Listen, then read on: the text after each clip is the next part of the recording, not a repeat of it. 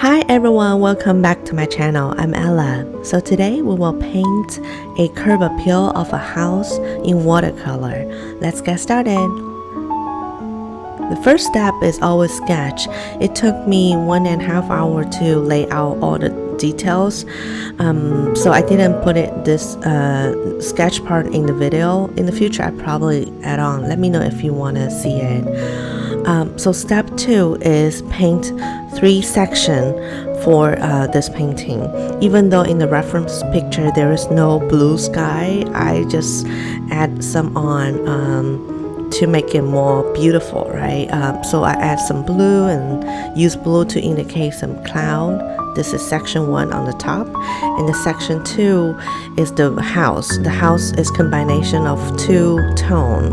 One is white and another is a little bit purple tinted gray for the roof, and the third part is the grass in the front in green.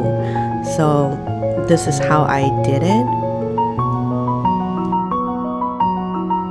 In the painting, it's very random to leave like a completely big part of white, because even though you look at the house, the wall is white, but it does have shadow. So I use very light gray to mark the bricks on the wall to indicate the shadow. Later on I will add more details. And even for those 1, 2, 3, 4, 5 part of the face of the house, the gray shade is different. So yeah, the one on the third one in the middle is a little bit darker than the other 4. So I add some green tint in it. And this is section 3 for the grass. The color I'm using is sap green, some sepia, and some darker green.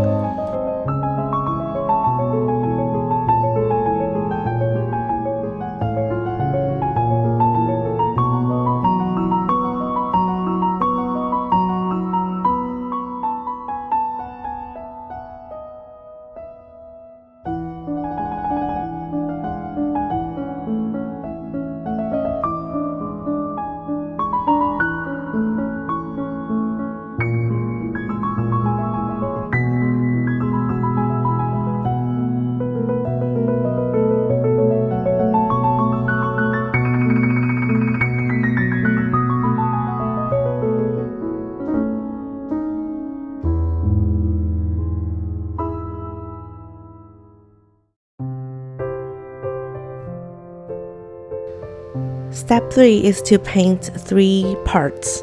The front door with the stairs, and the tree on the left hand side, and the plants in front of the house.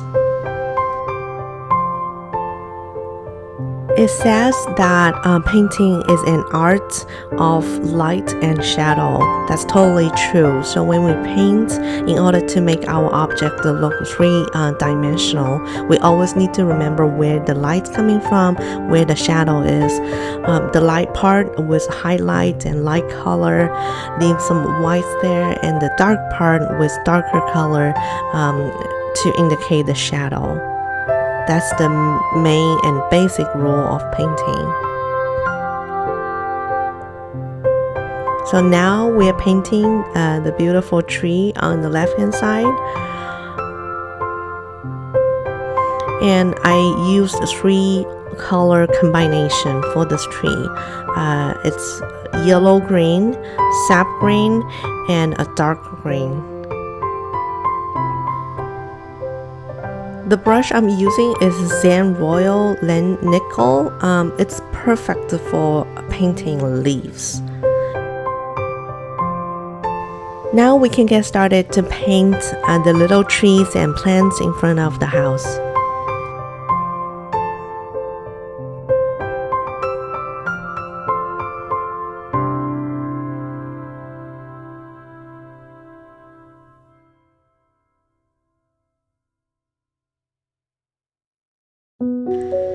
Since I already set up my camera very close by to the painting to show you how to paint some details, I decided to finish all the details on the left hand side of the house instead of switching my camera back and forth.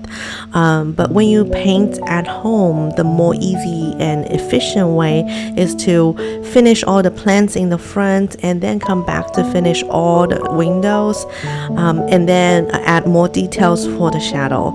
Because if you're doing that way, when you mix in color, the tone will be more consistent and it's easier for you to paint. However, painting should be a very fun project, so I truly believe that you should paint the way you're comfortable with and have fun during the process. Here we go, we're painting more plants in front of the house. The brush I'm using for this part is Princeton Heritage liner number 2. The best part of this brush is it can give me lots of very thin line and very comfortable stroke to paint those, long leaf plants. And I will list all the brush details and information in the description box. The paper I'm using today is Arches watercolor painting paper, and the size is 9 x 12 inch.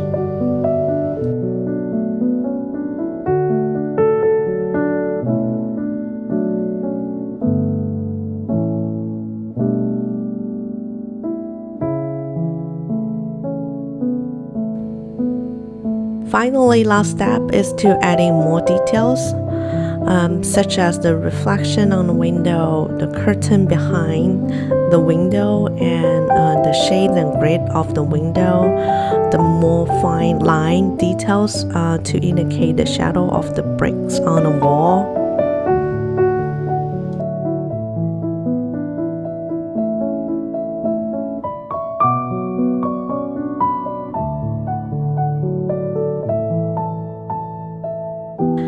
Before I finalized this painting, I added some white highlights on the window and here and there.